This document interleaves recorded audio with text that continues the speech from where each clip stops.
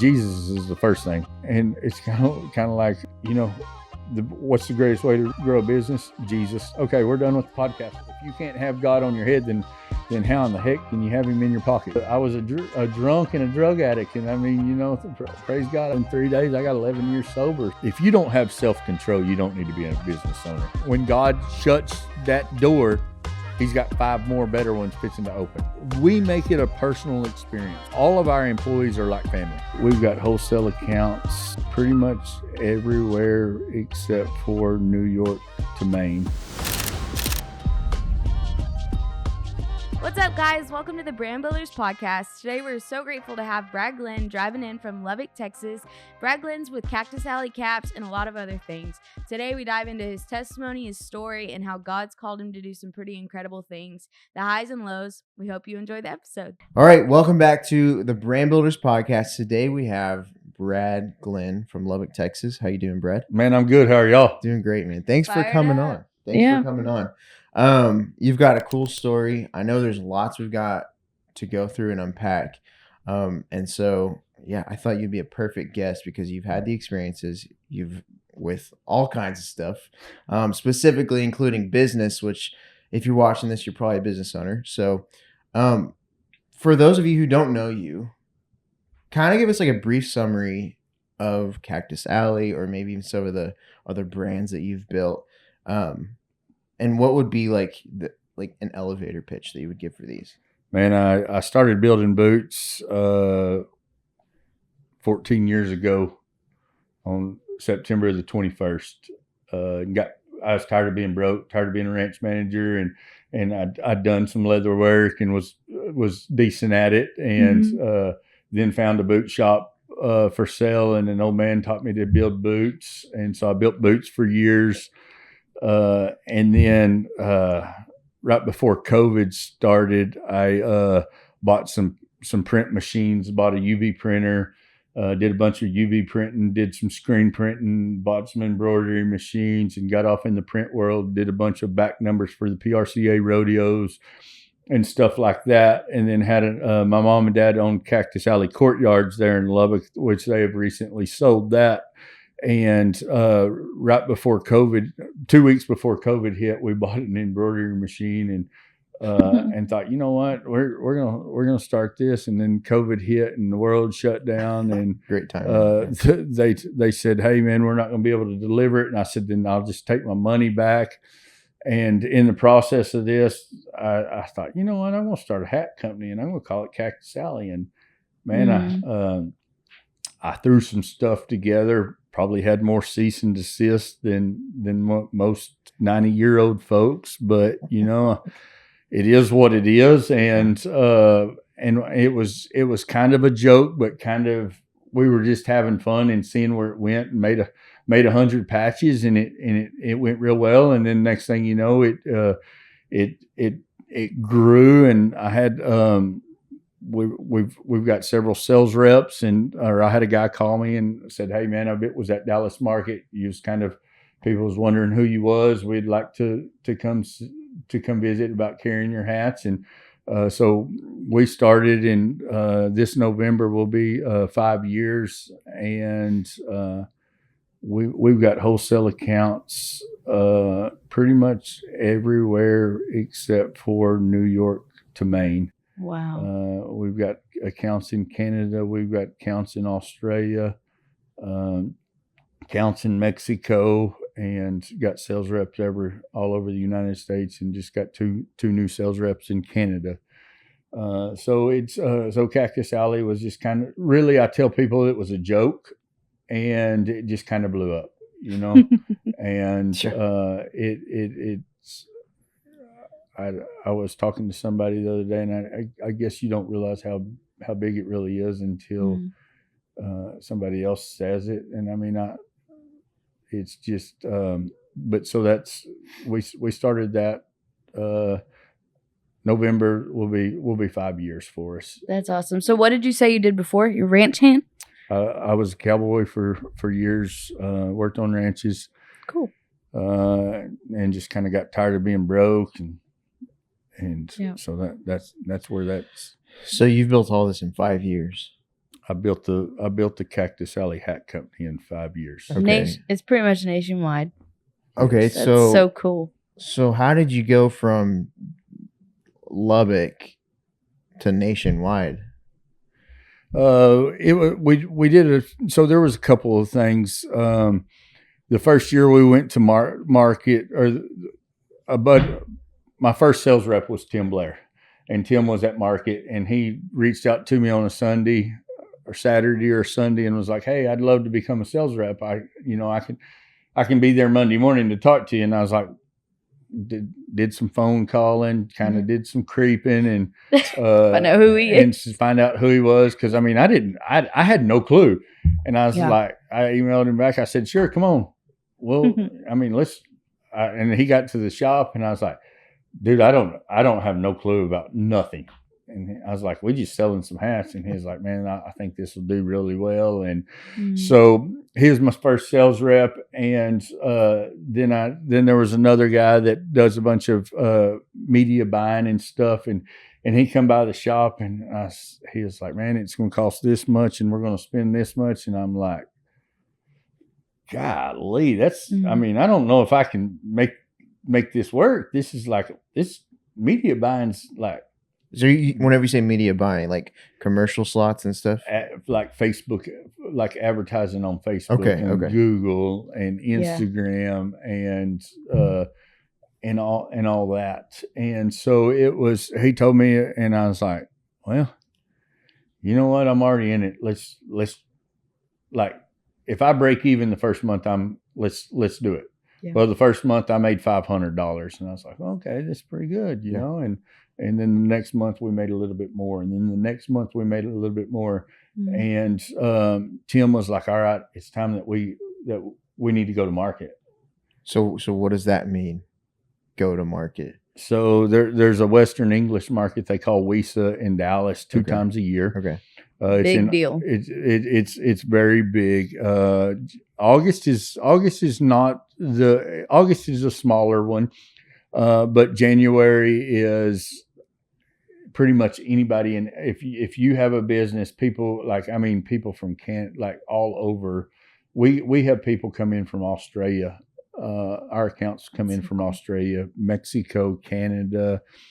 So they're meeting you at those markets. They're meeting us at the markets. Cool. They're seeing what we have to drop, what we're dropping, all the new releases for the following year. So they will place orders right there. Whoa, okay. And so the first year we went, it was very interesting because I didn't really know what I was getting into. I'd went in January and walked around to just kind of figure out what was going on, sure. and then so I could kind of plan for what August looked like.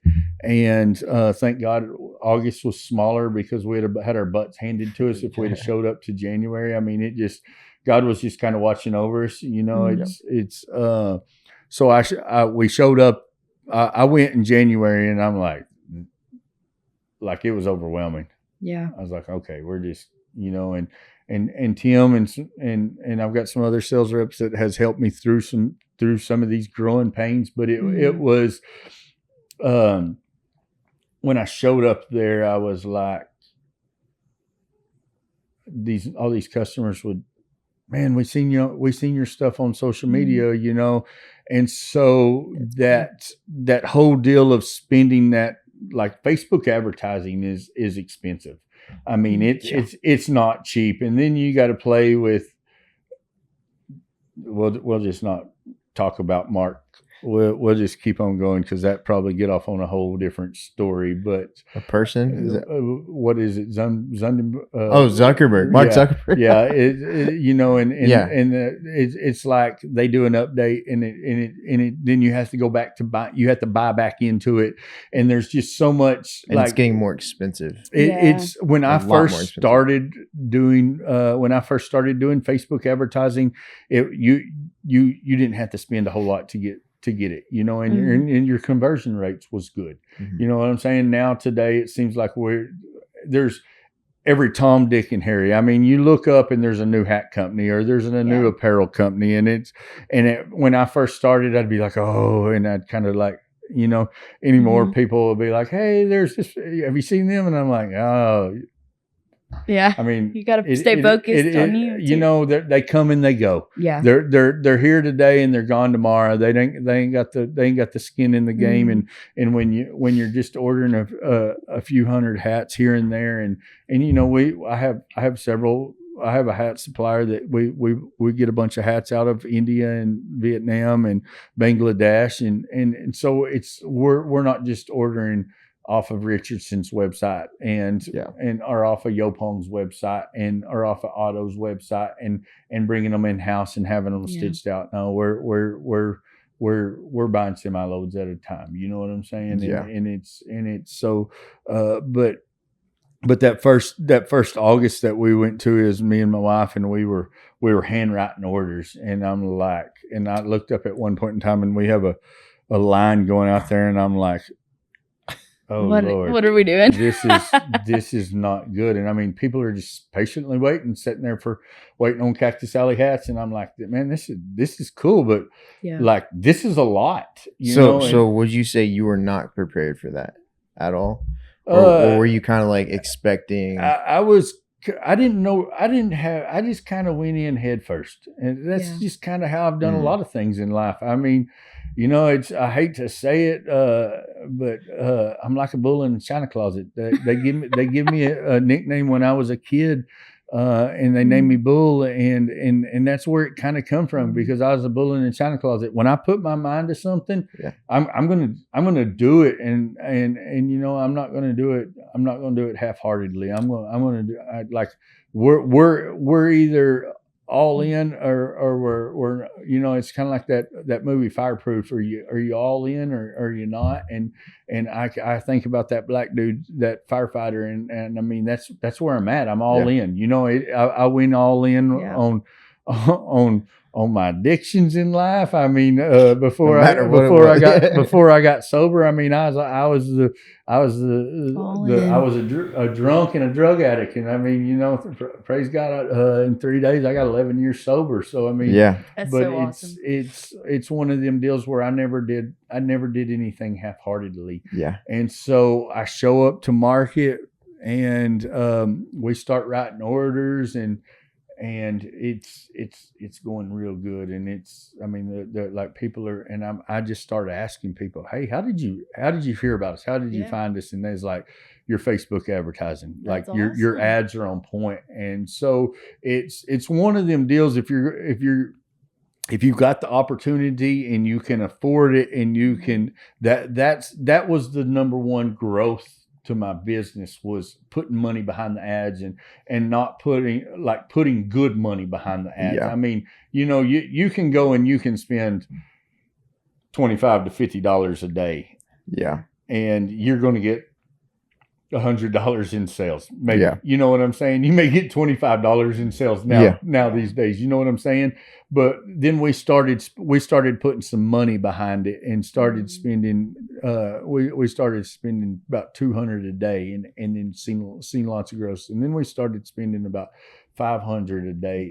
And I was like, it was real scary, because it was one of them deals where, you're over there rolling dice in the corner, and you're hoping that this is all going to work out, and saying your prayers every morning and night, and living on faith, and so we went to market, and we had a great success. Very successful. So you said so you're a family guy. You got a family. So what? Hope is your wife. Hope's my wife. Yeah. There's Hope and Brad nowadays. Hope and Brad. That's awesome. is where that's at. We're fixing to celebrate 10 years of marriage.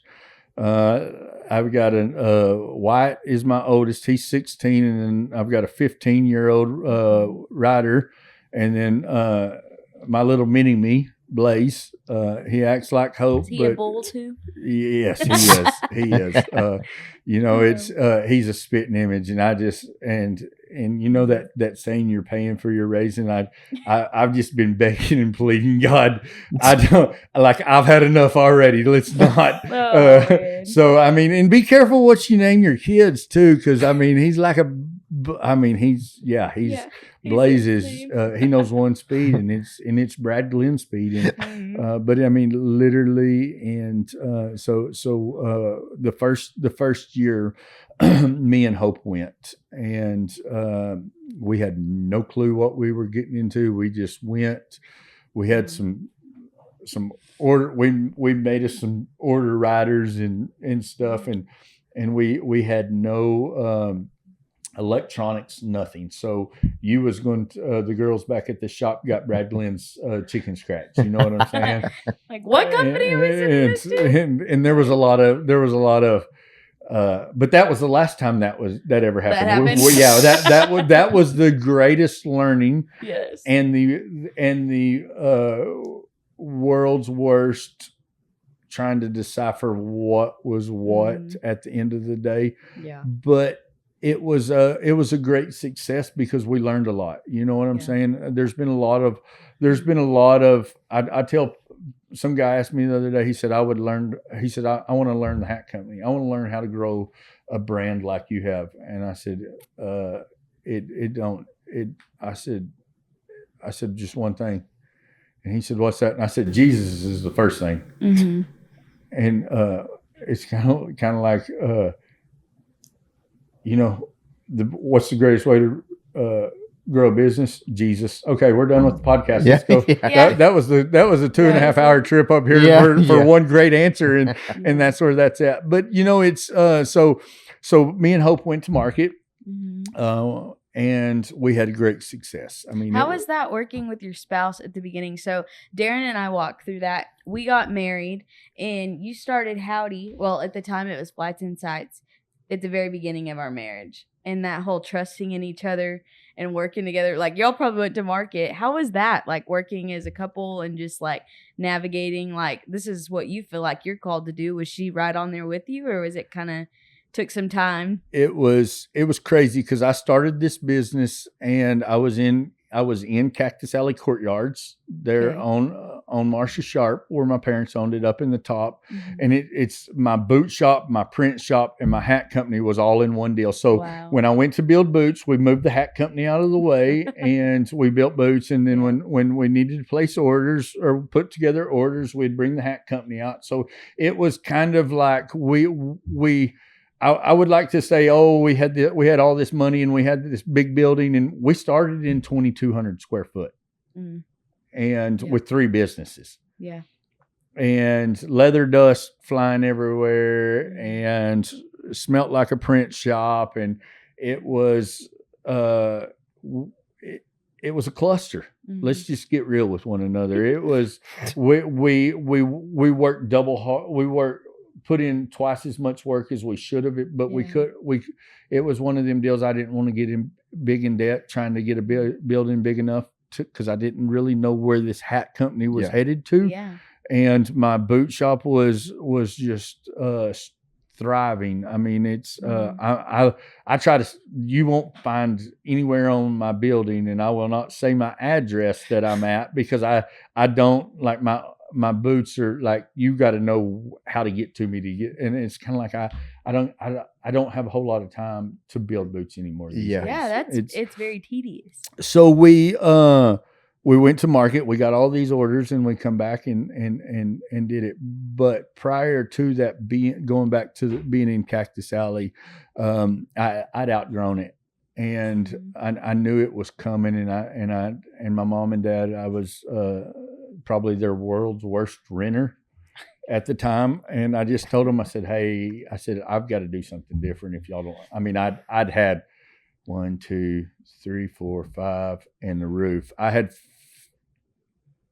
4 spots in the big upper balcony at Cactus Alley, so I pretty much had the whole thing rented out, and that's kind of where that's at. And I was like, man, I've outgrown this. I got to do something. Yeah. And so I found a building downtown, ended up getting the building bought.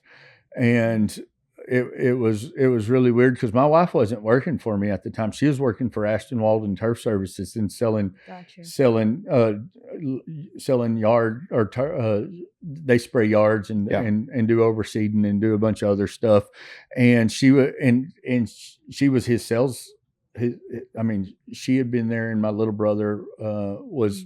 They both worked for him, so they pretty much kind of help Ashton build that to where it was. And I just went praying, God, if Hope's supposed to come to work for us, just you're gonna have to provide. Just make like yeah. And I was like, she's really not hearing it. She didn't really know. And it was really kind of cool how all this kind of come about. And so it was, I was like, God, if she's make it miserable, her job, to where, and like, if she come, like I'm one of them ones that like, this will be used against me because there will be one guy that has some smart comment and he says, I told you was hard-headed, but I have to, like, God has to really, really show me sometimes. Like, I kind of run through stuff and then it's like, hey, I'm right back over here. I need you to get back over here. And I'm like, and it's and I was like, okay, God, like, I need you to really speak to me if my wife's supposed to be there. And man, Ashton was a great boss and he's still a great friend and great guy. But it was, she come home crying one day and she's like, I just don't think I'm supposed to be there no more. And you were like, yes. I'm like, oh Lord. Like, all right. So now we're doing this thing. I'm fixing to have all, like, she had a great paying job. Yeah. And like, this is all fixing to fall on my back. And this is like, hey, we used her salary there for a little bit to help get everything up and running. Yeah. And so here we are today. Like, and so I bought the building. She had never seen it. Ashton's wife was my realtor. Oh. And I made a little smart comment. Oh, I was going to go to work for me. And she's like, that will never happen. And I'm like, probably not, You never know. Working on now. And so Hope had never seen the building. I just bought it. And it's like 9,700 square feet. Sheesh. So like y'all got a warehouse and we stuff? got a warehouse. Okay. And it's we got the boot shop in there. We got the showroom in there. We got Cactus Alley in there. We have the embroidery shop in there, and I mean this place is just phenomenal. Like it was a God thing. You know what I'm saying? Like the woodwork's beautiful in there, and the day I signed the papers, I took her over there, and she was like, "All right, I need to talk to you," and I was like, "Well, I need to talk to you too." And she was so you didn't tell her you were buying it? No. She knew I was buying it. Okay. But she hadn't seen it. She hadn't seen it. Okay. And she had felt like she knew that she was supposed to go to work for us. And you knew. And I knew 2 weeks before I'd bought the building. And she's like, I need to talk to you. And I was like, all right. I said, God finally pretty much pulled your head out of your rear and showed you that you're supposed to. And she was like, how did you know? And I was like, well, this, and this. And she was like, oh. And so she finished up there with Ashton. And it's like we never took she made good money. And I was like, okay, Lord. And literally we've never missed a beat. It's just, that's awesome. It's been good, but we've been very faithful.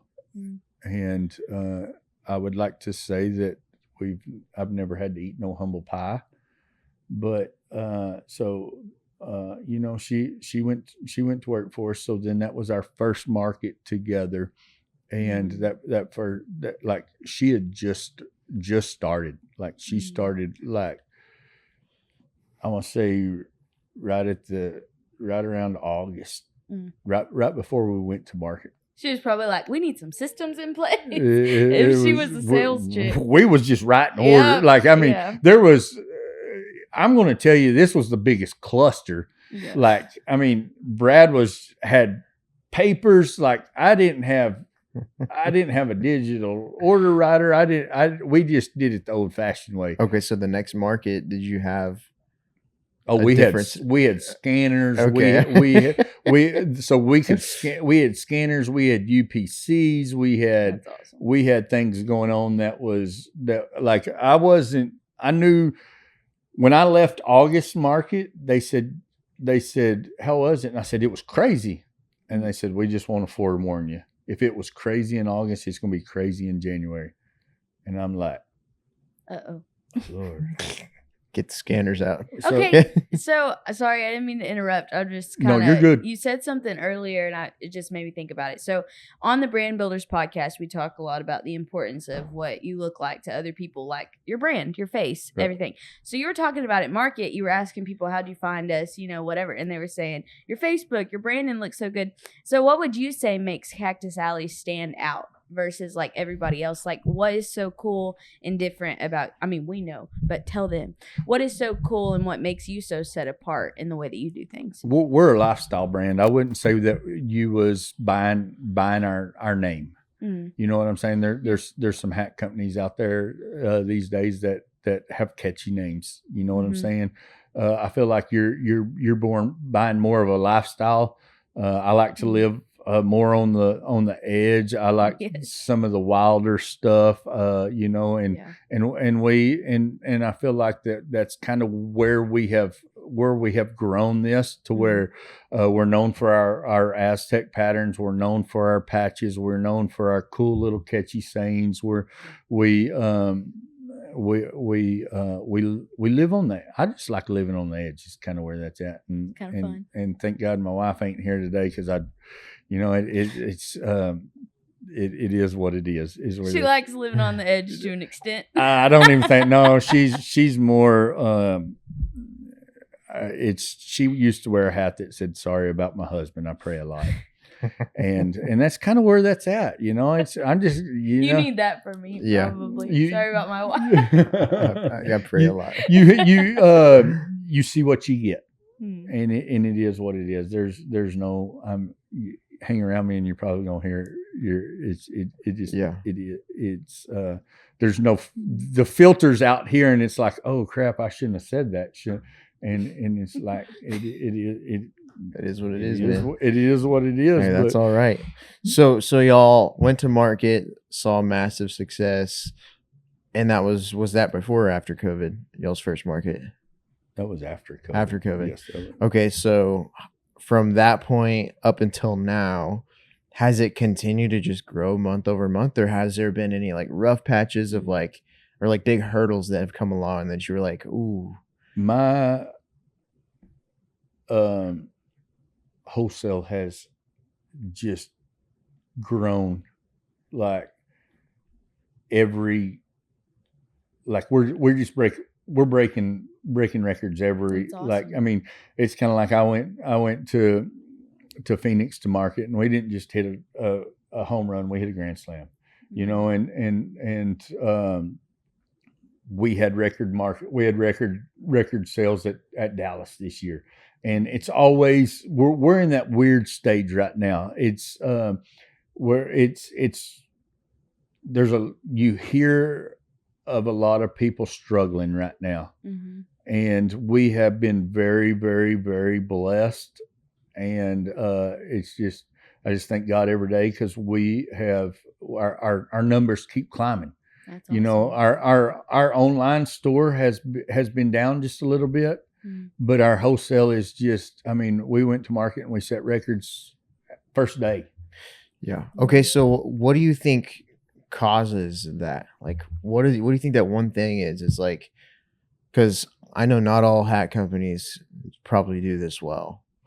So like, what is that thing that is that one factor that makes these markets such a success? Is it the advertising, you think? Hey, really quick, I wanted to let you guys know about a 5-day challenge. It's called 5-Day Build a Video Challenge that we put together exactly for you, because if you're watching this, you're probably an entrepreneur, a business person, or a creator who's looking to monetize. And so if that's you, there's going to be a link in the description. We're going to be going over all of the things that I've learned and took away over the last 4 or 5 years to figure out how to make content work for your business and not against your business. And so for us, this is how we get about 90% of our clients within our business, and it's 10x, sometimes 100x our engagement and views and even leads. Same exact thing goes for all of our clients. And so if you're interested in this, click the link below and apply today. There's only a limited number of spots because it is one-on-one. And so hope to see you in the challenge. Let's get back to the episode. The first thing I think it is just where we have our faith at. You know what I'm saying? Like we all our hats have in God we trust in the top. We built this business on God. I mean, it's so you think that that's one of the separating factors, like, because whenever the buyers come up, it's like, do you think they see that? Like, that's one of the small things. It's like, I don't know if that's one of the small things, but that's something that we let everybody. It's a big value. Yeah. We I mean, it's kind of like, I had somebody say one day, well, I can't wear that hat because it says in God we trust. And I said, do you carry any? And I had a wholesale account. She's like, this is unacceptable. And I said, do you have money in your drawer? And she's like, well, yeah. And I was like, well, then I guess you need to get out of business, because that, and she shut up real quick. I mean, but it's that whole deal. If you can't have God on your head, then how in the heck can you have him in your pocket? You know what I'm saying? And it's just, I guess a lot of people get offended, and if you, and I'm probably don't hang out with me because I will offend you. I mean, I think that's just, it is what it is. But I feel like there was some great success, and one, it's our faith. It's putting God first in. We do morning devotionals. We do, like, we have Friday morning Bible studies. We read Jesus Calling. We pray every morning. You don't have to. I mean, we've hired some people that don't come back there. You're talking about with staff? With the staff, yes. Okay. And so, but we built this company on Jesus, and we're going to stand on Jesus till Jesus takes us home. But then the next thing is I feel like our Facebook advertising is been really, really good, because having an online presence and going to these markets. There's been a couple of hat companies that are like, how have you done it? And I'm like, they're like, man, we showed up to market, the very first market, and it sucked. And I'm like, man, I told you that you need to have an online presence before you show up, because if these people are expected to see you there. If these people don't know who you are, there's a lot of them that won't take chances on you. And it's kind of like, I left we got invited to a new market that was out in Reno, and it was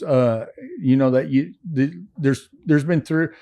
WISA pretty much will let you in. You pay the fees, you pay the dues, and you show up and you can get in. I don't think they really do an intensive look on you. It's you pay the fees, you do the deal, and they let you in. But some of these other markets that we've got into, they have. I mean, I had to fly to Washington State for one of them for a 30-minute meeting, and I'm like, could we not just do this over the dadgum over Zoom to make sure you're a good fit for their market? And they made me come up there, and I was in there 27 minutes, and I'm like, all the way across the country. And like, I'm running a successful business here. And then that one in Phoenix, I had to send stuff.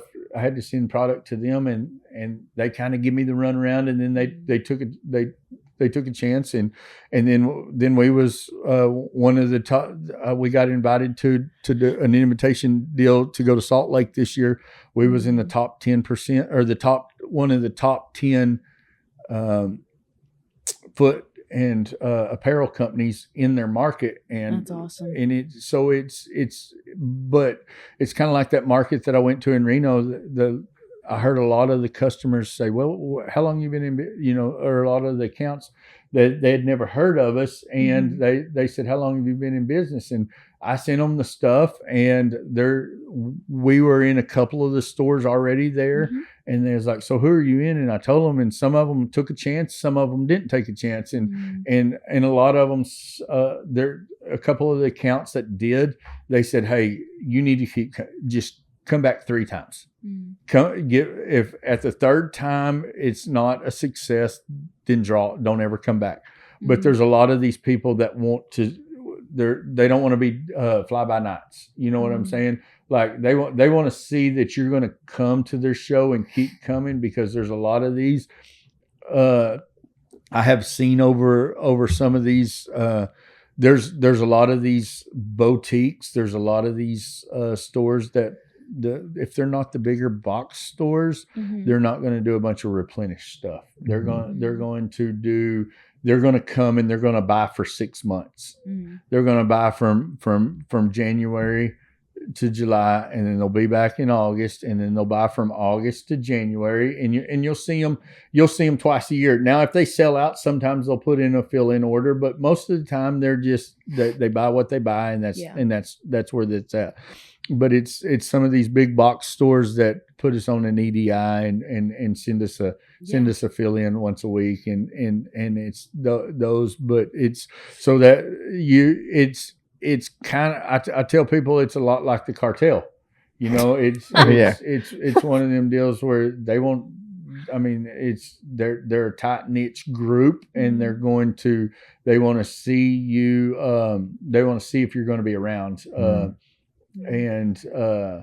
And then we offer some show specials to where they'll buy for 6 months. You know what I'm saying? Yeah. And they'll take the chance. But it's the more I've started growing, and the more I've started seeing these getting into some of these bigger box stores, and has become there's been some new hurdles, and there's been some bigger net 30s, and there's some net 60s, and there's some net 90s, and somebody talked to me the other day about a net 120, and I'm like, and my wife, I got back from market, and I'm sitting over there at my desk, and I'm just scratching my head, and she said, "Are you all right?" And I said, "Yep." I said, "I'm just sitting over here thanking God, because there was a time where I had a $10,000 net 30 out, and I was like pinching pennies, and I was like, we can't, I don't know if I'm gonna be able to make payroll, and I had one person on payroll, and now we're at net 90s, and there's 6 figures out, and you're thinking, what in the... Okay, so explain to the audience like the net situation. You're talking about invoicing, right? Yes. Okay. So we have a lot of so these bigger box stores will ask you to give them net terms to where they can have you send them the product, and they'll have it. Some of these will do a net 30, some of them will do net 60s, and I've got a couple of net 90s, but I've got one store that's coming up that's wanting to talk to me about a net 120, and it's like. So does that mean the price is probably just gonna be way higher? Or what's the reason for the 120? They've got, so the net 120, they'll probably put in a PO that is about a 6-figure PO. Okay, is where that's at one time. They have 52 stores, and they want fixtures, and they want, like, you get off into these bigger box stores, and you have to give them a reason.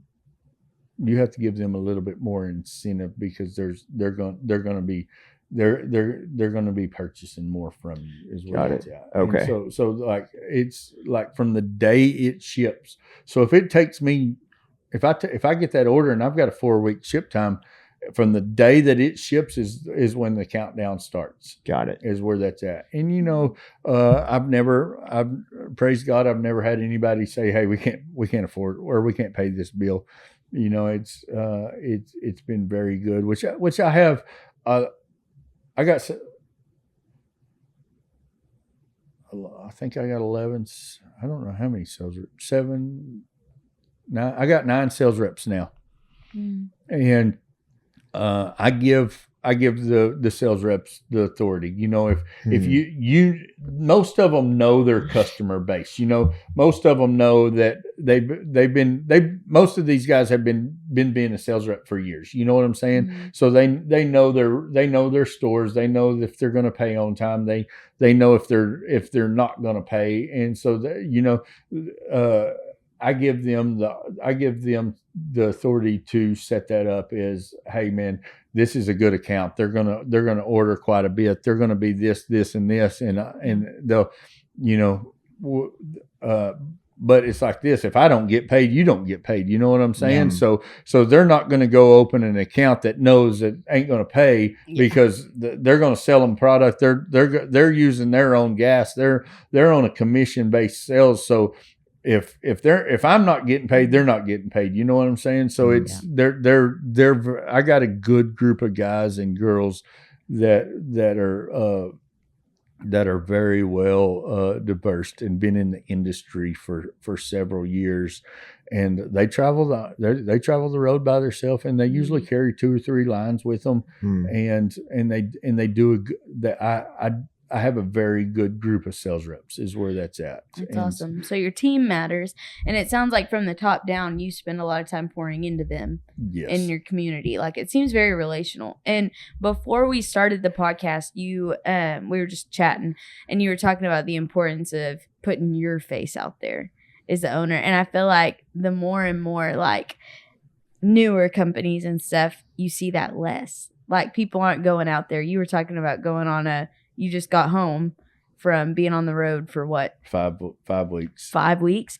And what were you doing on the 5 weeks? Kind of explain that. I went to markets and it was market. I would usually leave on some days I'd leave on a Saturday and like I left August 11th and went to Dallas and come home for I flew to Houston for my boys' 15th birthday, and somebody drove my pickup home for me so I could be there. And I literally landed in Lubbock, walked or Ubered to the house, I guess my mom and dad picked me up, and they was like, well, what's your plans? And I was like, I'm going home. I'm going to do a 15-minute wash. It's 12:30. I plan on being out of here by 1 o'clock. Dang. And 12:55, I was walking out of the house, and I did a wash to get, and I put more clothes in the pickup because I knew I was going to be gone for the next 4 weeks. Yeah. And so I loaded the truck up and we was on the road, and it's not for the weak-hearted because I left late at night, I drove all the way to Flagstaff that night, and I got to Flagstaff late that night, and then I got up the next morning and cruised on down into Phoenix, and I was there for a week, and as soon as Phoenix ended, I left there and drove 12 hours. I got out of there I drove 6 hours to Las Vegas, spent the night in Las Vegas, and then got up the next morning and drove the rest of the way. So this whole time that you're road tripping, though, you were putting your face in front of people and saying, hey, this is who we are. I feel like that holds so much just value and importance to your future buyers, because they're not just, and you have an awesome sales team, you said, but they're getting to see your face. You're the person who started the whole thing, and you're taking your time to drive all the way out there.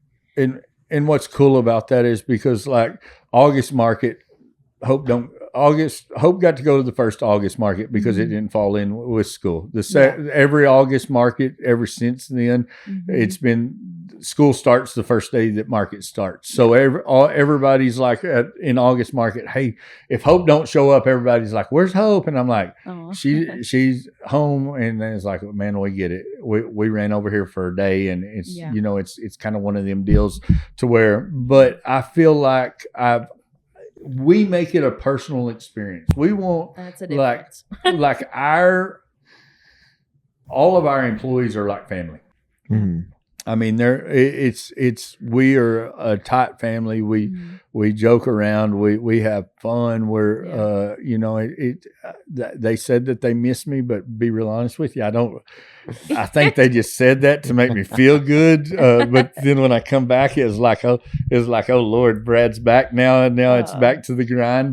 But it's so I've told my wife I will always be the face of the company because I feel like I want to make it. I want them to feel like they know who I am. Yeah. Not only do I want them to know who I am, but I feel like it's more personable because I know that I've heard from a bunch of our accounts that they said when they walked in our booth, they just felt like they were welcomed, and we weren't just there selling hats. You know what I'm saying? We're big on hey, how are our hats doing? You know what I'm saying? I want them to know who me and Hope are. You know what I'm saying? And it's kind of like I asked my boys, I said, would y'all ever want to be a part of it? And they was like, yeah, I think that it'll eventually. They'll eventually go to market with us. I mean, Blaze has been to market, a couple of markets with us, but it's one of them deals to where I'm a more personable person, even though I don't really like a lot of people. I love going to markets. I love getting to hear I love to get to hear my numbers. I love to get to hear how things are really going. Yeah. I want to know. I want to hear it from my customers. You know what I'm saying? Yeah. And I've had, I had one customer, one wholesale account, and they're no longer a customer, but they wasn't happy because 5 or 7 o'clock at night, I wasn't answering their email and I wasn't answering the shop phone. And it'll be there in the morning. Mm-hmm. You know what I'm saying? But when I first started this company, I was, if my Facebook went off, hey, Hope, hold on for a second. Let me answer this. Let me answer this comment. My family kind of got put on the back burner to where I was running social media. I was doing this. I was doing that. Yeah. And I felt like if I didn't answer within the first couple of minutes, I was not doing the best business. Yeah. And I feel like that's a lie that so many of us fall into a trap too. Cause I mean, it's so easy to chase that and chase like, well, I'm going to lose a customer. I'm going to lose you just feel like you have to answer at that moment. We've had people, and this is something that I feel like I've gotten better at this last year. Like if somebody texts me like at 9 p.m., they're asking for edits or they're asking about this, and this. I used to do the same thing. I would answer them and I'd help them right then. And so now that we've cycled through some clients and every time we get a new one, I kind of set the expectation of like, hey, like you train them, don't let them train exactly. You. So like I'm like, hey, if you text me after 5, like you may not hear back till tomorrow. Or whatever it is. And there's exceptions obviously, but that's a great point. Or you send a Facebook message and wait, I forget to respond 2 weeks to you is how that is. I got a personal cell phone. And not everybody has that number, but some people do. And if you do, or if I slip and I call you from it and don't mean to, and you send me a text after 9 o'clock, you're probably going to get a phone call because I usually, sometimes I get up about 3 o'clock to go use the restroom. And I'm up by 4:30. And if I get one of them late night texts, you're going to get a phone call. A guy not too long ago he sent me a text message and he said, I feel like I'm on the back burner. I said, well, at 4 o'clock in the morning, I started calling him. Bro, is everything all right? Yeah, you just sent me a long text message at 10 o'clock. I just wanted to make sure we was all good. And, and he was like, bro, you didn't have to call me at 4 o'clock. Well, by God, you didn't have to call me at 10 o'clock. So you can break some of these people of doing stuff like that. And I'm not afraid to do that. You know what I'm saying? But at the same time, like, and my family has kind of been put on the back burner because it's, not everybody is made to be a business owner. Repeat that again for the whole world to hear. Not everybody is made to be a business owner. Yeah. One, if you're lazy, if you got to sleep in till 8 o'clock, the early bird gets the worm. Yeah. And I've been told that my whole life. I don't sleep a whole lot. I'm up and down and all around, and it's kind of like that 5-week trip.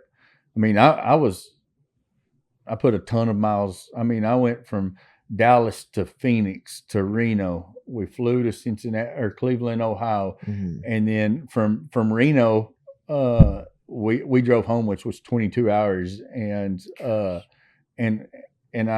did that in a day and a half.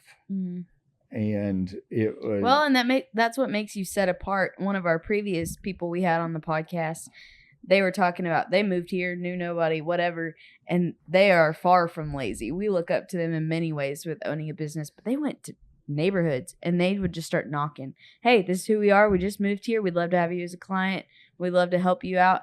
And I mean, every day they'd go to a new neighborhood for hours and just go meet people because they just moved here out of nowhere. But that sets you apart from somebody that just like, is just chilling and hoping it goes well. You're being proactive. You're out there. That's awesome. I love it. So would you say, because there's a statement, it's like work, home, like work life and home life balance. What is your take on that? Well, do you believe it's a thing? Thank God my wife's not here right now because it's there. I used to go to work at 3-4 o'clock in the morning, and there were some nights that I wouldn't get home till 11 o'clock. I mean, it was. I've gotten better. When Blaze said something one time, he says, "Well, I see you in the morning, or will you pick me up from school?" And I picked him up from school every day at 3 o'clock. And then he went to the boot shop. And it was like, okay. And then Hope would come pick him up and I'd still work, and it's at some point in time, you have, like, as a young dad, I strongly said, figure that balance out. Yeah. You have to figure that balance out because Blaze just knew that Dad worked. And it was not, there was never, hey, there wasn't very many family vacations. There wasn't this, and I've gotten better about, what? It's going to be there when I get back. And everybody else can go home and relax and have family time. Why can't I? You know what I'm saying? So I feel like, but at the same time, you also, as an entrepreneur, as a new business owner, as a person that is starting from the ground up, and we're trying to get our roots, we're trying to get planted.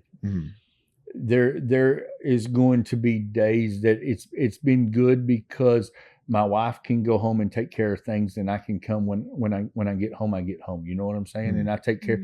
She can take care of some of the house things, and I can take care of the shop things. You know what I'm saying? So it's been a very good balance. That it's back and forth. You know what I'm saying? Yeah. And there'll be some times where there are like demanding things at work where you like have to be there and you have to pour into it, and then there'll be other times where it's making that choice, just kind of prioritizing. I have a very, very good group of employees, but I'm going to tell you this, and nothing against my employees at all, because I wouldn't have what I had. Like, if I had to answer the telephone, we wouldn't have no no customers. Like I'm like, and if the phone call if I have to get to the phone and it gets to Brad, something's Wrong. crap's fixing to hit the fan, because you probably talk bad to one of the employees, or and it's like, I just be nice. Yeah. That's just where that's at. But it's nobody's ever going to treat it as good as you do. Yep. You know what I'm saying? There and like I've got some great employees. I do. Yeah. So I don't because I know that they'll go listen to this podcast. But but I know that there's other employers out there that trust their business with a lot of people, and I feel like you need to be in there. Yeah. Because Sure. there's a lot of nobody's going to treat it as good as you. Yeah. Yeah. But I also have some girls that do treat it as good, probably better than I do sometimes. You know what I'm saying? Yeah. And that's a And gift to it- find yeah, people that are right there following how passionate you are with your business. It really is. It's we had a little turnover, yeah. and It happens. and it happens, but it's like this. I had my embroidery lady. She walked out on me one time, and I was like, "Oh, what am I fixing to do?" And I freaked out there for a little bit. And ever since that day, it's like when God shuts that door, He's got 5 more better ones fixing to bigger open. plan. And then it's like, it's one of them deals to where, there's seasons and growing seasons, and God just it seems like God puts the right person in that spot every time I need it, and it's like, you don't have because you don't ask. And we was running a bunch of college kids there for a while, and it was good because the schedules worked out, but then it's like, okay, God, we need full-time employees. And then we put a deal out, and I was like, how's this really gonna, payroll's expensive. Yeah. The most expensive thing. It's like, dang, we're having a good month. And then I look at, like, I wish I got paid what y'all get paid. You know what I'm saying? When I was y'all's age, I was making like minimum wage and stuff like that. So, but I mean, I feel like if you're not the hands and feet of your company and you're not in it, it don't get took care of like you need it to get took care of. And when there's an issue, if the girls can't solve it, they bring it to me. But there's a lot of this that don't ever get brought to me. And if it does get brought to me, then let's get it let's get it took care of. But there's if you don't have self-control, you don't need to be a business owner. If you got to go play golf, or if you can't be there before everybody else gets there, and there's days that I don't get there, but I can count on probably a handful of times that I've not been there. You know what I'm saying? It's but I feel like it's kind of like these girls we've been training some new people, and they're like, and I'm like, you train them the way you want them to work, because if you don't, it's kind of like my head, the girl that's been with me the longest, Erin. She's a hard worker. She's, a go-getter, and I set the standards, and she's good at what she does, and she is great on quality control. And there's been some times she's like, Brad, look at this, and I'm like, what am I looking at? And she's like, oh, you don't see it? And I'm like, I see this, and I said, oh, that's gonna be all right. Like, maybe we took that one a little too far. It's like, don't get the ruler out on a 16th of an inch when you look at it, and you're like, you can look at it like that compared to, now if that's somebody, if we're delivering cricket hats, we got a problem. But it's so I feel like when you're building a business, your team behind you is the strongest part. Yep. But then having self-control. There's a lot of people that have lots of great ideas and could be, and there's a lot of people that have a lot of money that can go behind this. And you know, I didn't for the longest time, I didn't have an operating loan, and I got so big that it was the part that I had to be, like, I was hurting myself not having an operating loan. You know what I mean? Okay, describe that. What is that? So my operating loan is like, I will buy shipping containers full of hats. Okay. And have have hoodies on hand and have inventory. So yes, having inventory and being able, because used to I would just kind of buy what I needed and that be that. You know, I'd buy 100 hats. I started this deal on Alibaba. Alibaba, or however you say it, you know, and hell, I'd buy 100 hats and there would be about 95 of them good.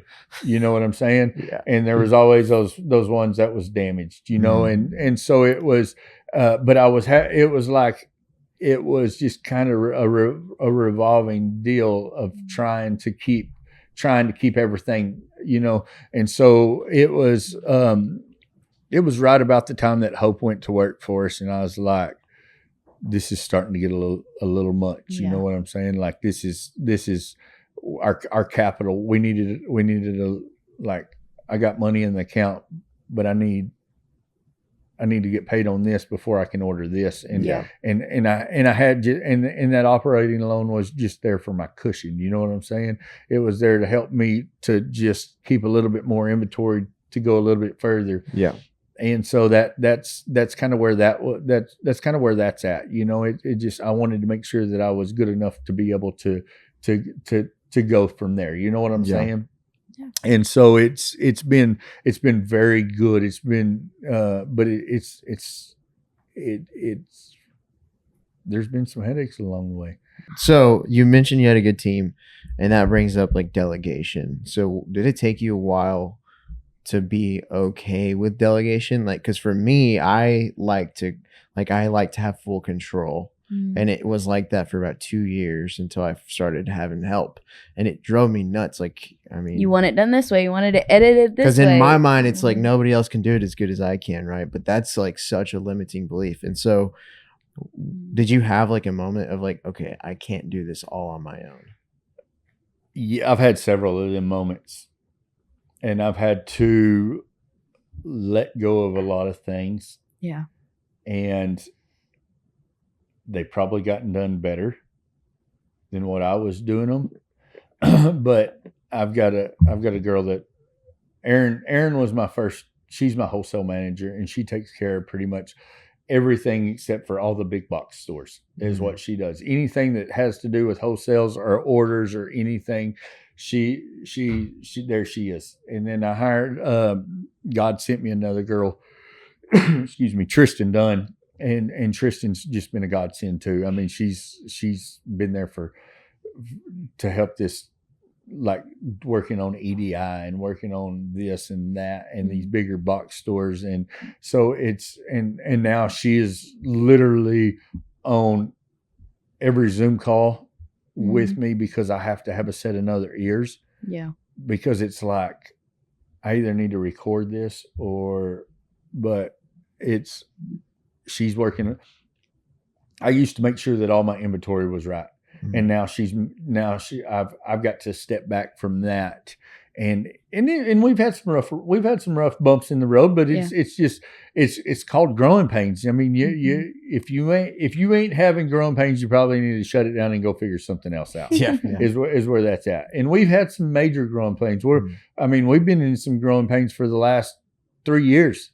And I mean, it's this company has grown so fast and so tremendous, and it's kind of like I don't even remember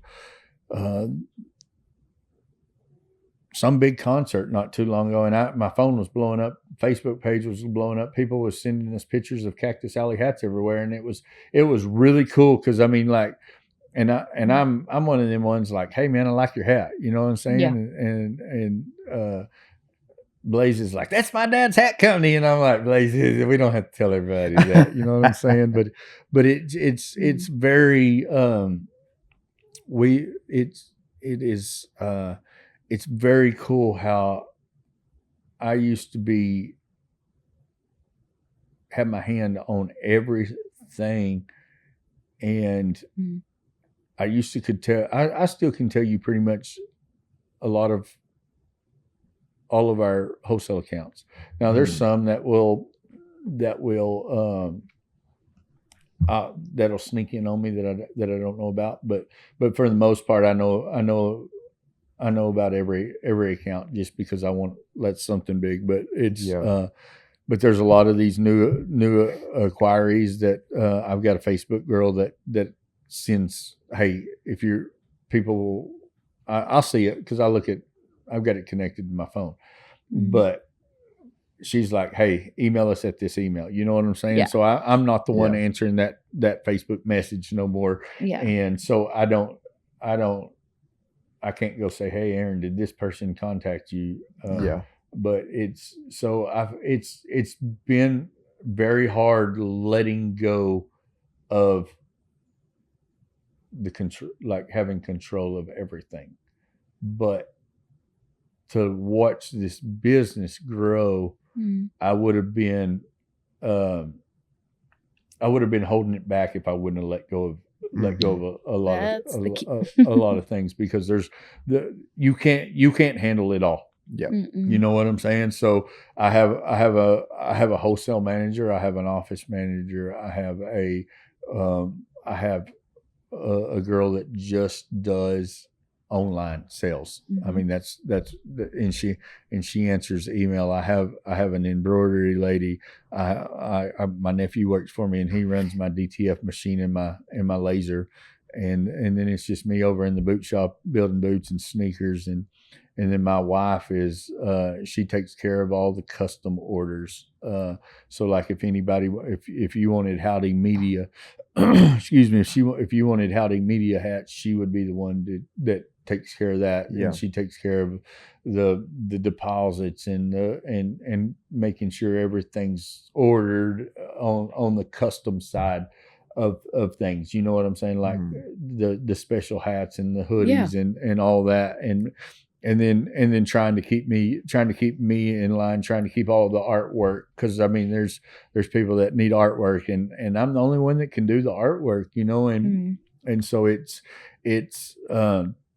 I'm being pulled in I wear lots of hats, but at the same time, God has put people in my life that when I need somebody to fill a hole, He's always there and probably my wife, because she's like, I've been asking for this, I've been asking for that, and I'm like, well, praise God, because I've just been doing it. You know what I'm saying? And it's one of, but I mean, it's one of them deals to where I was one of them ones that had to have my hands on everything. Yeah, you know what I'm saying? And I felt like it wasn't going to get done. Nobody could ever do it as good as I could. Yep. And I think that is something that probably 99% of entrepreneurs run into. Yes. Especially at the beginning. Yes. And like even right now, like obviously there's levels to all. Like the first year it's going to look different than the second year, and the second year is going to look different than the third. And so now we are going into our fourth year. I have all these new issues and new ways of like, okay, I am still the bottleneck of the business. Like I am still the limiting factor here. And so it's constantly, and then next year, like this time next year, it's going to happen again. Like it's just never going to stop. And so if you're listening to this, like delegation, don't be afraid to delegate.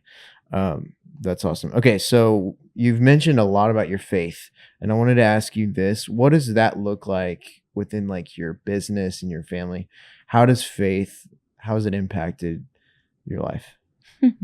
Big question. That's a huge question, because you sound like you have a cool testimony. This is, man, I'll just be real honest with you. In 3 days, I'll have 11 years sober. Wow. It's been, I was homeless before that. I had a great boot shop I had a pickup, I had a dog, and I had a boot shop, and I had a teepee, and I was staying in Canyons. I was living in Canyon at the time, and a good friend of mine was trying to help me. Joe and Joanna Hughes was helping me, and then I got kicked out of the house because I did some dumb stuff, and it was hard on everybody there. And then I was just kind of in and out of drugs, in and out of jail. Got 103 pages of a rap sheet. Not proud of any of it, but I'm not convicted of any of it neither. And it's kind of like I tell people, it's all Jesus. And so it's 11 years ago, I was homeless, and then I got caught up on some charges, and got the chance to go to Teen Challenge, and got sober at Teen Challenge, then come back to Lubbock, and that's where I met Hope. And it was pretty cool because I met Hope when I was screwed up. My little brother worked with Hope, and I told him, I said, I'm going to marry her. And he says, well, you better get your shit together. That was his exact words. Excuse me. Sorry. It is what it is. Like, we're just, at this point in time, we're fixing to get real about some stuff. Yeah. And because I feel like it's time that this world just gets brutally honest. Yeah. And I feel like if you get offended, don't be coming around me, because I ain't got time for your for you to be offended. You need to pull your boots on, or put your big girl panties on, and let's go, because this is America, and it's 2025, and we're fixing they need to hear the truth. And all this sugar coat and candy crap ain't gonna do no good. And so it's I told him, I said, I'm gonna marry her in here. And so I ended up getting caught up on some stuff. Got the chance to go to Teen Challenge. September 1st, I put a pistol in my mouth, pulled the trigger 8 times, and the gun went off the 9th time in one of my best friend's hands. 26 days later, I ended up in a federal holding cell, and the judge said, God's got this. And I pretty much just looked at him and I said, how the hell does God got this? Like $75,000 cash bond. I ain't even got 7 cents to my name. How am I going to bond out of here? I called Dad, and Dad said, son, I love you, but good luck. He said, I'm done. Yeah. And I mean, it was tough love, and I know it broke his heart. And I walked back in that jail cell, and it was pretty much like, you ask, you receive. I was done doing dope. I wanted help, but I didn't. I couldn't figure out how the hell to get out of where I was at. You know what I'm saying? And so it was one of them deals where, I went and got a court-appointed lawyer. My dad told me figure it out. So I went to figuring it out, and then so I got a court-appointed lawyer. Got the chance to go to Teen Challenge. Got out of Teen Challenge. They dropped my charges, dropped my arrest record. So God really did have it, and from that first time, and it was so that was kind of the whole deal, and it was so I built my boot when I was in Teen Challenge. God gave me a vision of my boot shop. There's a cross and a scripture in the back of every boot. I've had people walk in and say, "Hey man, we don't want the cross. We don't want the scripture." Well, guess what? You ain't getting a pair of Brad Glenn boots. You mean you're going to turn down $2,000, or what? My base price now is $2,000 right now. Yeah. And people are like, "You're going to turn that down?" And I said, "Sure am." This is the foundation. This is God. God saved my life, and I will give Him all the glory. I say I'll give Him all the glory. There was a time where I'll talk about that here in a little bit. But that was my deal. I was going to give Him all the glory, and it didn't matter what it looked like. And so I had people come in. And I've been on podcasts, and I've been on some television shows, and I just tell people, if I can't share my story and I can't share Jesus, then there ain't no reason for us to even be talking from now on. Yeah. And I've stood on that. I've stood on that. Jesus saved me. And it's kind of like this. When God designed my destiny, He also figured in all my stupidity. And I've done a lot of stupid stuff in life, and I've been saved from every one of it. And God watches over idiots. I'm a firm believer in that. I mean, there's a lot of things that I've done that I'm like, how in the heck did I walk out of that? You know what I'm saying? But so I built that boot shop on that, and then I built this hat company on that. And so God has always been the major thing in my life. And and as I grew this business, there was a time and all hell broke loose. June 23rd, like just This June, like 2025. couple of months ago, Yeah. just 2025. And man, I was chasing a dollar. I'd got, money's the downfall to everything, and it become money, and then it become Cactus Alley, then it become the boot shop, and then it become my kids, my wife, I don't know. And then I got angry in there, and then I got bitter, and then I got and then somewhere I never stopped going to church, and never but I quit picking up the Word of God and reading my Bible every morning. I mean, there was a point, and my wife was like, "Hey, I think you need to go read God's Word," and it pissed me off. Yeah, She'd be like, "I think you need to go get in God's Word." Which, the greatest thing I can say this and don't delete this out. The greatest thing is podcasting sermons. But when Cody Cochran says something that I don't like, I can just turn that sermon off and go to the next one, or anybody else. I mean, they're like you can pick and choose what you want to listen to. Yeah, some of them feel good sermons was what I kind of needed riding on. Yeah, but I really needed one of them swift kicks, Yeah. And man, I'll tell you what. My pyramid sucked at one point in time. Like, I had everything out of whack. I was all about, excuse me. Oh, you're good. I was all about the money. Yeah. You know what I'm saying? It turned into, I was chasing the dollar. Yeah. And then I had I had my business, and then I had my other business, and then I had my other business, and then dude, I got out of God's Word and got out of God's will, and you want to know what's so cool about it is when I finally did realize He was right back where I left Him. He never went anywhere. Yeah. I'd went somewhere, but with that being said, I got my butt kicked out of the house June 23rd. And it was the hardest thing because we was in the middle of all-star baseball. My son's angry at Hope for kicking me out of the house. Yeah. And I finally had to sit down and I had to say, "Hey, Blaze, let me tell you what. It's not Mom. Mom did this to try to get me right." Yeah. But that was the greatest thing ever, is when I got my butt kicked out of the house, because I was angry for about 2 or 3 days. Mm-hmm. Because I wasn't there for him. I'd let her down. And finally after I got over being angry, I think Luke Sprayberry called me one night, and he was like, "What? Are you all right?" And then I just kind of spilled beans with him. And then he's like, "Dude, you're on my mind. What's going on?" And I've got a group of guys that the Holy Spirit just knows when to, "Hey, you need to call and check on this somebody." You know what I mean? Yeah. Like I can get to going, but it was so I got everything out of line. You know what I'm saying? I got everything out of line. I got God out of line. God wasn't up here on the totem pole or at the top no more.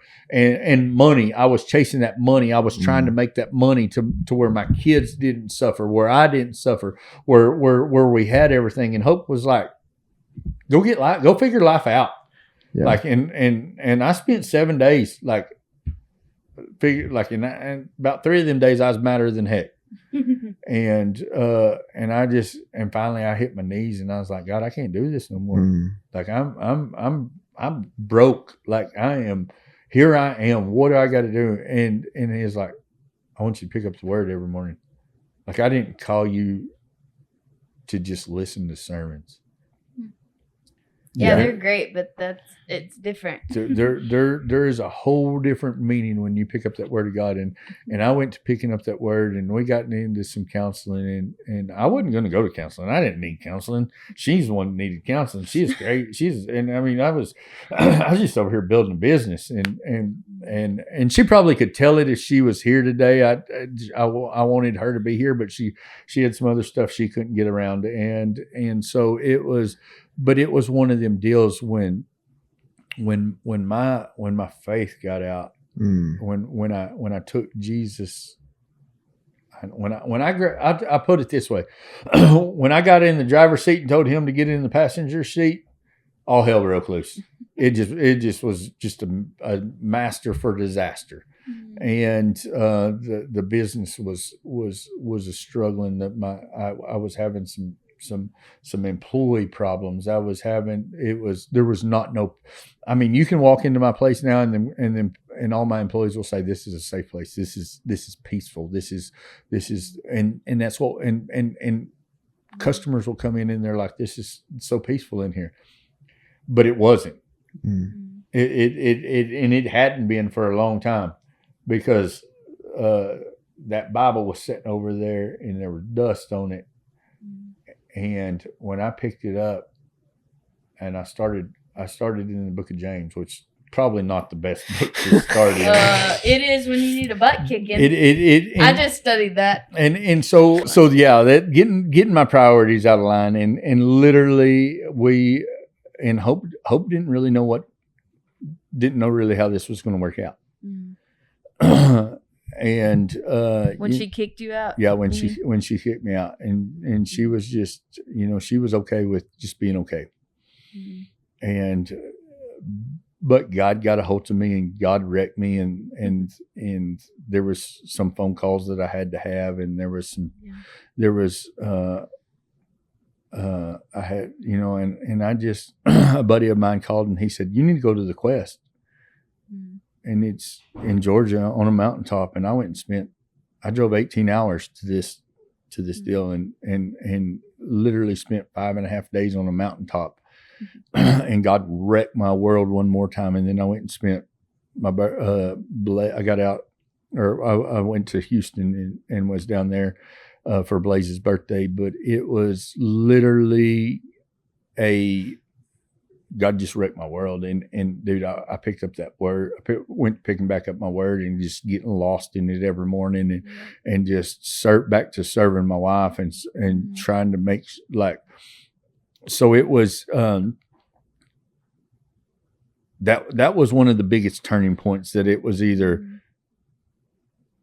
this deal is going to either go this way or it's fixing to go this way. You know what I'm saying? And I knew, and God's not easy. God doesn't need, the Holy Spirit does not, like, I need somebody that'll rear back and punch me in the throat or kick me between the legs. I'm not like, okay, let's give you a sweet little tap, and you're gonna, like, I need this. Here's your sign right here. Hey, dumbass, pull your head out of your ass is one of them moments. You know what I'm saying? Yeah. And let's just get real with one another. It's all right to say that, because that's where I was at. Yeah. And when I finally got that back, it was like the peace in the shop, the peace in our family. It's my wife. I'm back to being her safe place. I'm back to, and a lot of people would have never known it, because we covered it up pretty good. But at the same time, Brad was building a business and got everything out of line. And before I knew it, it was fixing to take a turn for the worst. But it's crazy whenever you're pursuing God's word, or you're like going into God's word, how every other area of your life is affected by that. Exactly. Or talk about it in starting reading in the mornings, or getting that word in your mind and your heart first thing. You think, well, you talk to your employees different. You treat your wife different. You in my life, I'm staying home with Livy this year. It's the first year that I'm home. And I'm like, you steward your house different. You take care of your house different. You have a heart of gratitude. Everything changes whenever you spend time in the word first thing. And it's so cool. I love that. I mean, I hate that happened, but also like how cool It's on the other side it's, now. It's very cool because I got very angry. I Mhm. mean, I might have 44 years old, might have got into some boxing matches. That's here in the north. We're not, but hey, It's normal in Lubbock. It's fun. Yeah, it's and my wife is like, it's just, my boys are good, my shop's good, Mhm. the workplace is peaceful. Yeah. I'm not. Yeah, I still cuss a little here and there, but the F word become my best friend. You know what I'm Yeah. saying? And it's like somebody said it the other day, and it's like, oh gosh, dang, that like hurts my ears. You know what I'm saying? But Yeah. it's one of them deals where my mouth got out of control, and my mom even said something to me. Hey, Brad, it's time. Like it's Rein time, it in, bud. it's time you clean up your mouth. Yeah. You know, and it's like there was some brutal conversations that we had to have. Yep.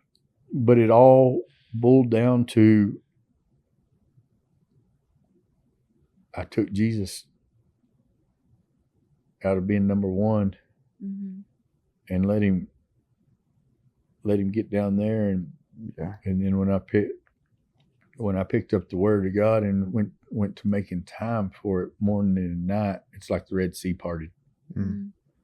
And my wife, if she's here, she'd say, I didn't know God could amend this as fast as He did, like within weeks. And God told me every morning, you pray for your wife before she ever hits the ground, before her feet hit the ground. And every morning that goes off at 4:30. Yeah, you start your day early. I send her to the gym with her work. I give her a workout, y'all. I mean, I'm her trainer. Okay, I'm not either. I promise you, I'm not. I joke around and tell everybody. There's like, golly, she's freaking buff. She looks at weights and she gets stout. You know what I'm saying? Like me, I'm over here trying just to, But she goes to the gym. I get up and get my word. It's like yesterday morning, she didn't go to the gym, and she had to go to the bathroom and get in God's word. And I was at the kitchen table, and it was like, we can't sit across from one another and be in God's word together. It don't work. Yep. It's just like, she has her time, I have my time. Yep. And and then we come together, and we've been reading a deal, Jimmy Evans, and most of the time it kicks me between the legs. Sometimes she's like, oh yeah, I could work on that a little bit. And I'm like, yeah, I'm over here freaking just, my toes hurt, my throat hurts, my freaking between my legs hurt. I mean, like, this thing's brutal, but yeah. It's like that onion. It's just peeling it back, and man, it's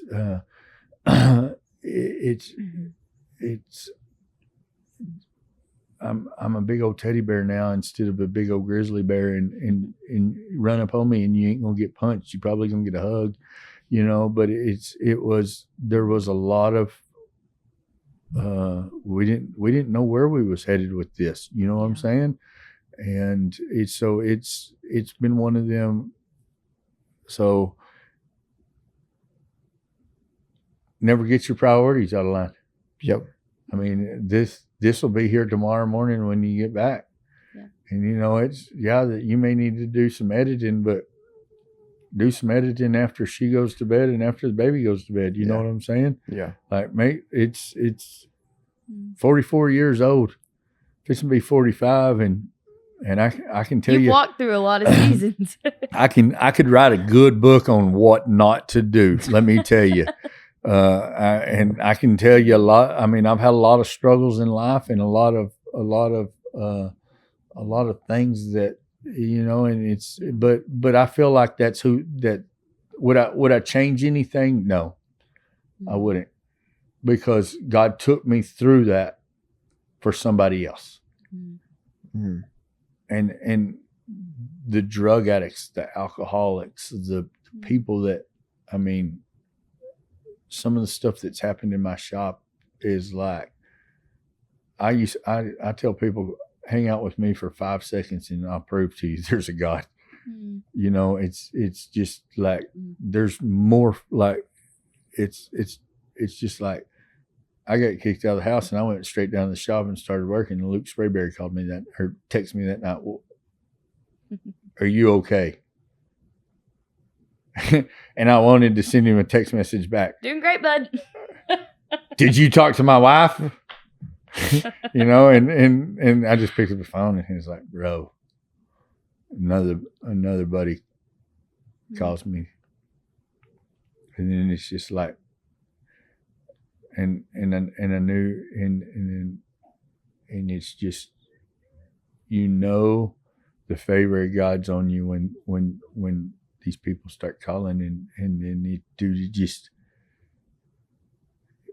it's crazy. It's pretty hard to put into words sometimes, isn't it? Man, it's hard, and it's hard to kind of keep it all together because you know you think you're doing so much for your family, and all you're really doing is I was killing my wife, and it was and that's nothing that I mean nothing that I'd ever wanted to do. You know what I'm saying? And it was the hardest thing.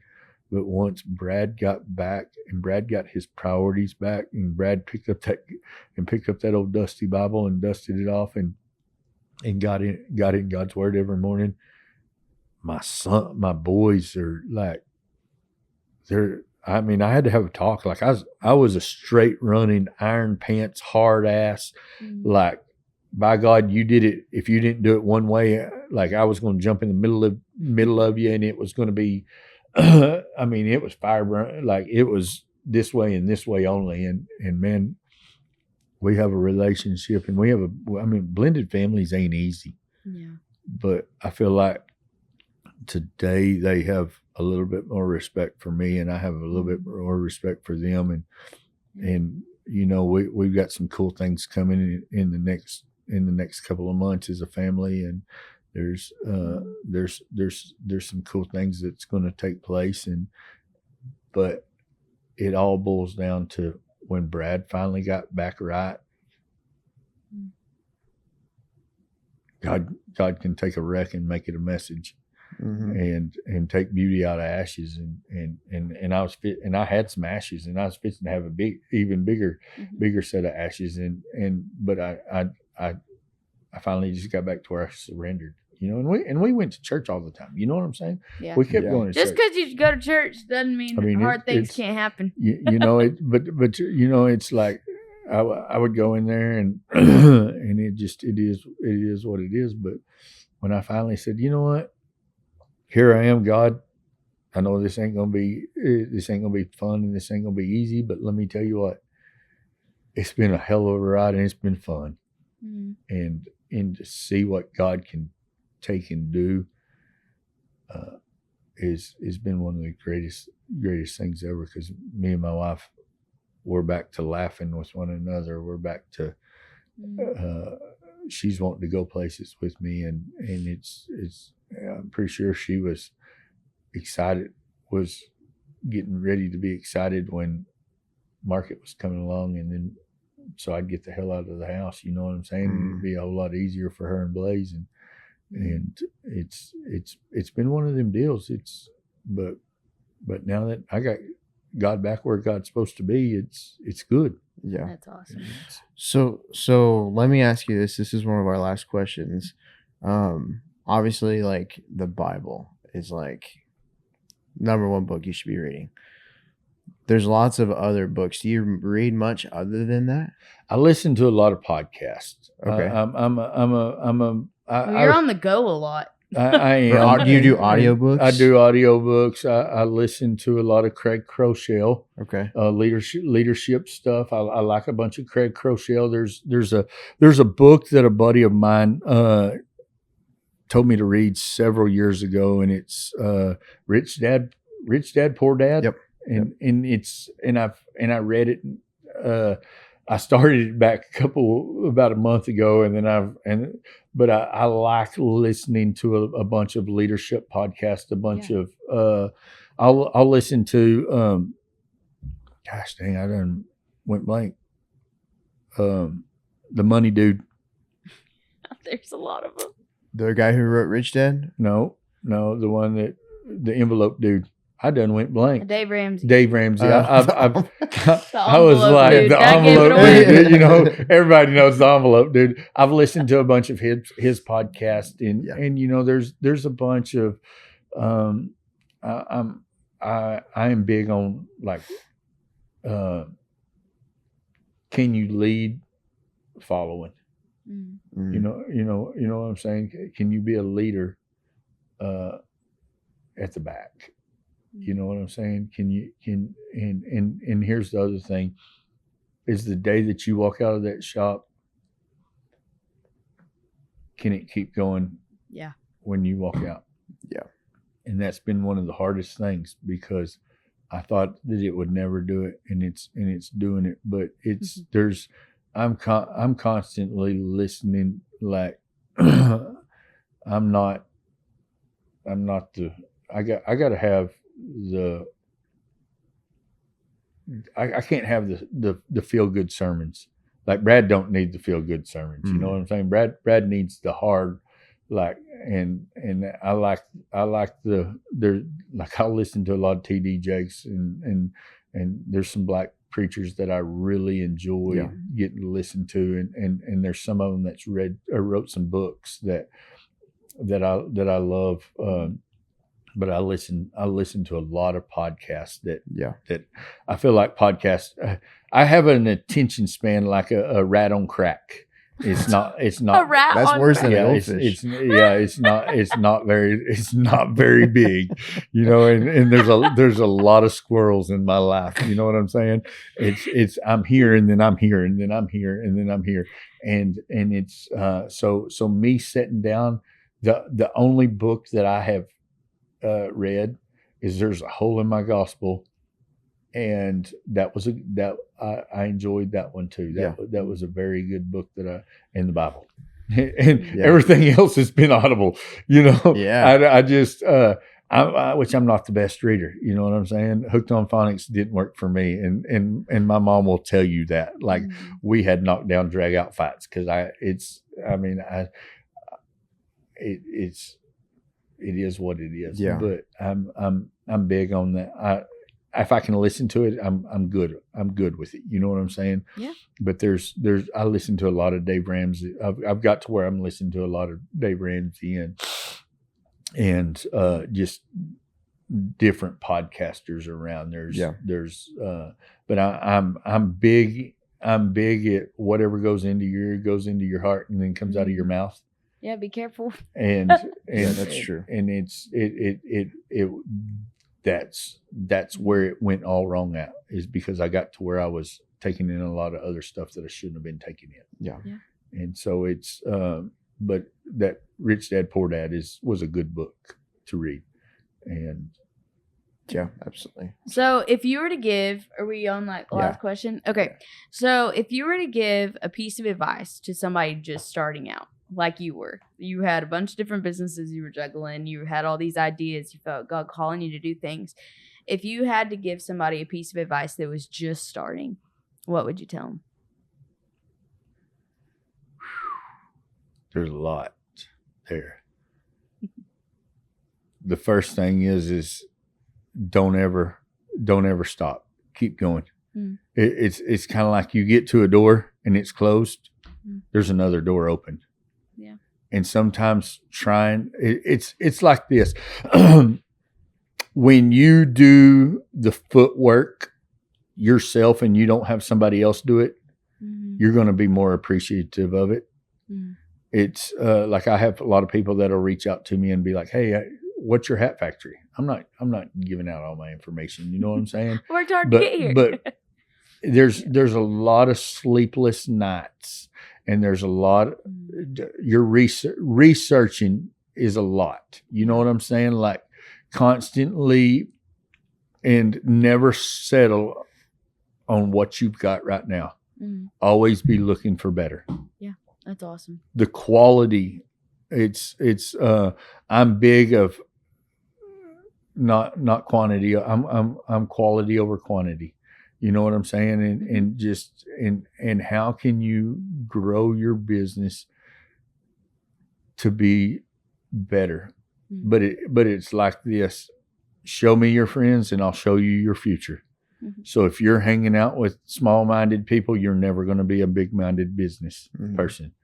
And so I'm constantly, if I ever get in the room with big business people, I shut up and listen. Yeah, that's a good piece of advice. I've got to where I've got because it's I tell people I'm not gonna settle for the second best hat company. I'm not gonna settle for a second best boot company. Mm-hmm. I'm gonna be the best, and I don't mean that out of arrogance but I want to. I want all that God has for me, but I don't have quit. You know what I'm saying? So I feel like if I ever had any good piece of advice, if you hit a roadblock, look to the left or the right, or maybe just put it in reverse and go at it a little bit harder. You know what I'm saying? And that probably ain't the best advice, but don't stop, don't settle. There was a lot of times that I hit a roadblock, and I'm going to tell you, I've got into a bunch of stores on being consistent. There's a lot of these big box stores that I mean, there's one that I looked up and I'd sent her 103 emails, and finally she gave me the opportunity and put me in 80 of her stores. And it took almost 2 years to the day. Yep. But being persistent, being consistent, and making sure your quality is good at all times. Yeah. And customer service goes a long way. And that's if good. You can't do it, find somebody that can. Yeah. Because I'm not the best. I'm blunt and to the point, and it's I've got a good group of people that answer the phone. Yeah. But that's good. So you mentioned like a little bit about vision, being the one of the top people, the top person. What is y'all's vision for the next 5 years of Cactus Alley? Like, where are y'all trying to take this thing from here? Because you've reached this point, but it's like, okay, at least that's how I am. I'm like, okay, we hit this point. Cool. What's the next one? So what does that look like? There's a lot of cool things coming in 2026. We're bringing a lot more on to Cactus Alley. We're not only going to bring a lot more on, but we're going to go into a lot more places with a lot more than just hats. And it's we're going to grow more into an apparel side too, to where now that our hat company is very well established and people know us as a hat company, now we're going to start dropping some other cool items to go along with that. And you know, the next 5 years is and I'm thinking like big picture, like there's some storefronts that might come in some different locations that will just be Cactus Alley. And there is some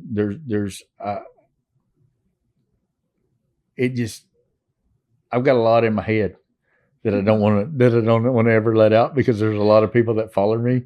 I get it. And there's a lot of people that I mean, I say that I got a lot of people that copy. Yeah.